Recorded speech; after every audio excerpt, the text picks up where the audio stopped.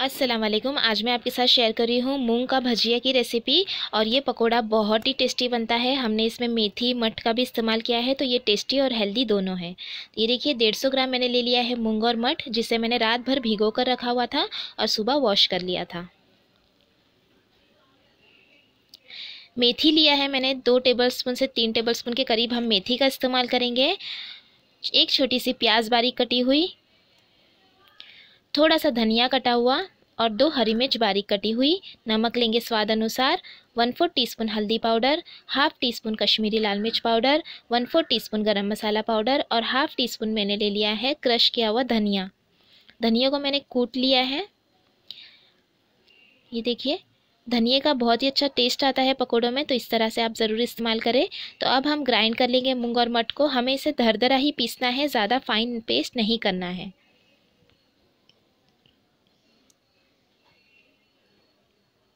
तो अब हम इसे दरदरा पीस लेंगे। दरदरा पीसने से पकोड़ों में बहुत ही अच्छा एक क्रंचीनेस बनी रहती है।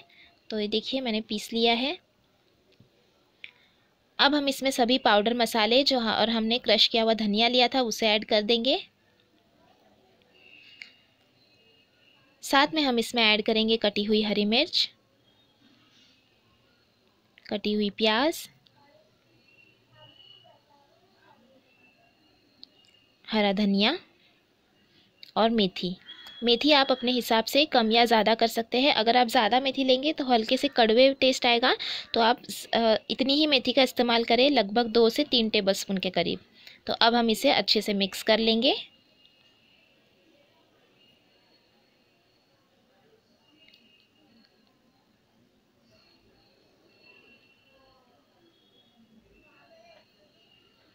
और ये हमारा भजियों का बैटर बनकर तैयार है।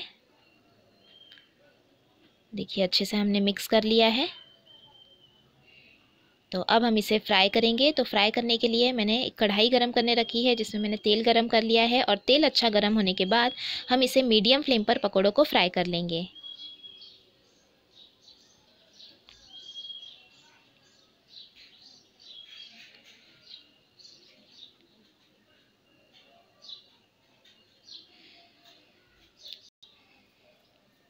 जब 1 से 1.5 मिनट हो जाए तब हम इसे टर्न कर लेंगे और अलट पलट करते हुए पकोड़ों को हम गोल्डन कलर आने तक फ्राई कर लेंगे।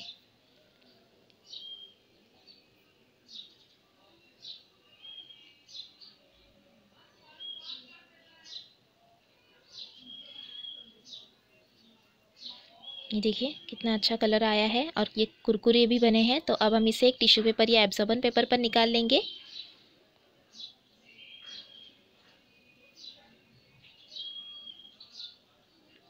और इसी तरह से हम बाकी के भी सभी पकोड़ों को फ्राई कर लेंगे। अलट पलट करते हुए हमें अच्छे से फ्राई कर लेना है।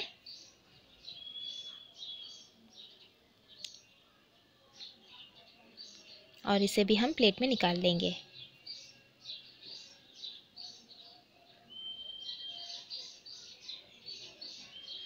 तो ये हेल्दी और टेस्टी पकौड़े आप भी ज़रूर ट्राई कीजिए, जो बहुत टेस्टी बनते हैं। और आप इसे सर्व कीजिए हरी चटनी या सॉस के साथ। और आपको ये रेसिपी कैसी लगी कमेंट करके ज़रूर बताइएगा। रेसिपी अच्छी लगी तो लाइक और शेयर ज़रूर करना और चैनल को सब्सक्राइब भी ज़रूर कीजिएगा। Thanks for watching. Have a good day.